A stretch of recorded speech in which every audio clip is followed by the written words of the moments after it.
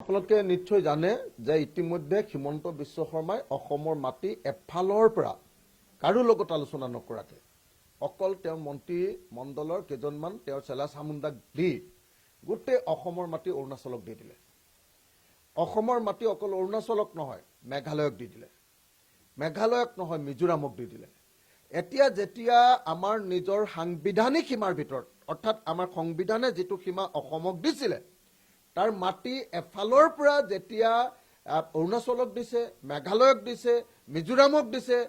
আৰু যেতিয়া এই দুৰ্বলতাৰ কথা বুজি উঠি গ'ল চুবুৰীয়া ৰাজ্যবিলাকে, তেতিয়া এফালৰ পৰা আপোনালোকে দেখিছে এই সমস্যাৰ সমাধান হোৱাটো বাদ দিয়ক, প্ৰত্যেক দিনাই নতুন নতুন নতুন নতুন নতুন নতুন দাবী লৈ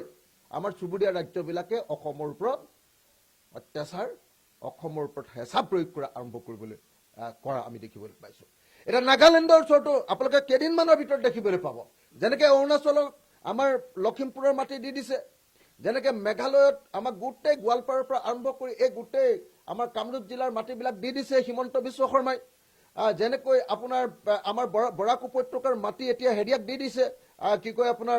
মিজোৰামক দি দিব লৈ ওলাইছে। ঠিক তেনেকৈ আমি দেখিবলৈ পাইছোঁ যে এতিয়া নাগালেণ্ডেও আমাৰ মাটি কাঢ়ি ল'বৰ কাৰণে আমাৰ অঞ্চলৰ ভিতৰত সম্পূৰ্ণৰূপে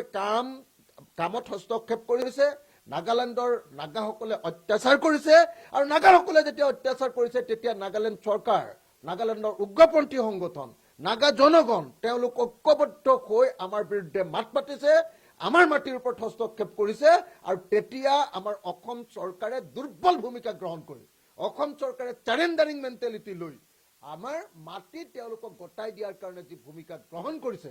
সেইকাৰণে এনেকুৱা ধৰণৰ ঘটনাবিলাক ঘটি আছে। অতুল বৰাৰ দিনতে এই গোটেই মাটি অসমৰ মাটি এফালৰ পৰা দি দিয়া হৈছে। হিমন্ত বিশ্ব শৰ্মাই কেন্দ্ৰীয় নেতা হ'বৰ কাৰণে হিমন্ত বিশ্ব শৰ্মাক যাতে মানে নিৰ্দেশ দিছে হেৰিয়ে গৃহমন্ত্ৰী অমিত শ্বাহ যে অসমৰ মাটিবিলাক দি দিয়া তুমি, তেওঁলোকক সন্তুষ্ট কৰা। আৰু হিমন্ত বিশ্ব শৰ্মাই চেণ্ট্ৰেল গভৰ্ণমেণ্টত কিবা এটা স্থান পাম বুলি ভাবি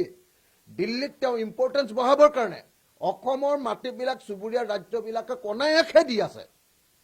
আৰু সেইকাৰণে এতিয়া নাগালেণ্ডে এনেকৈ অসমৰ ওপৰত ঠেলি খেঁচি অত্যাচাৰ কৰিবলৈ সুযোগ সুবিধা লাভ কৰিছে। গতিকে এই মুহূৰ্তত মই অসমৰ সীমান্ত সুৰক্ষিত কৰিবৰ কাৰণে, সীমান্ত সুৰক্ষিত কেতিয়াও বিজেপিৰ দিনত নহয়, অসমৰ সকলো সীমাৰ মাটি দি দিছে এফালৰ পৰা, সীমান্ত সুৰক্ষিত নহয়। মই বাৰম্বাৰ এছেম্বলিত কৈ আছো, বাৰম্বাৰ প্ৰশ্ন সুধি আছো, প্ৰত্যেকবাৰে ধৰি আছো, অসমীয়া মানুহে নামাতে, অসমৰ জাতীয় সংগঠনবিলাকে নামাতে, অসমৰ জাতীয় সংগঠনবিলাকক হিমন্ত বিশ্ব শৰ্মা চৰকাৰে মানে দিল্লীকা লাৰু খুৱাই দিলে, তেওঁলোকে নামাতে যে অসমৰ মাটি এফালৰ পৰা চববিলাক দখল কৰি গৈ আছে, এওঁলোকে একো নামাতে। আৰু সেই মাটি হিমন্ত বিশ্বই বেলেগ বেলেগ ৰাজ্যক দি আছে, আমাৰ সাংবিধানিক সীমাৰ ভিতৰৰ মাটি আমাৰ নিজৰ গাঁওবিলাক আমাৰ নিজৰ অঞ্চলবিলাক দি আছে, তাৰ পাছতে এওঁলোকে নামাতে। গতিকে এই মুহূৰ্তত মই অসম নাগালেণ্ডৰ যি সমস্যাৰ সৃষ্টি হৈছে তাৰ কাৰণে অসমৰ মুখ্যমন্ত্ৰীক ইমিডিয়েটলি এই অঞ্চল ভ্ৰমণ কৰি আমাৰ সাংবিধানিক সীমাৰ ভিতৰত থকা মাটিৰ ওপৰত যাতে কোনেও হস্তক্ষেপ কৰিব নোৱাৰে তাৰ ব্যৱস্থা গ্ৰহণ কৰিবলৈ দাবী জনাইছো।